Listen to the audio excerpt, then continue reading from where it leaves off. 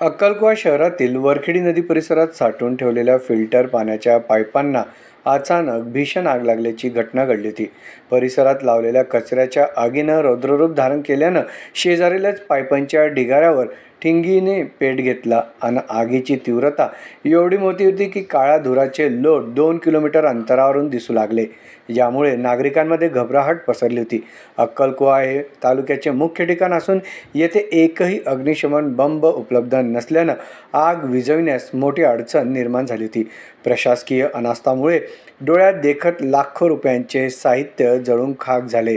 अखेर तळोदा येथून नगरपालिकेचे अग्निशमन बंब मागविण्यात आले होते. नागरिकांनी तीव्र संताप व्यक्त केला आहे.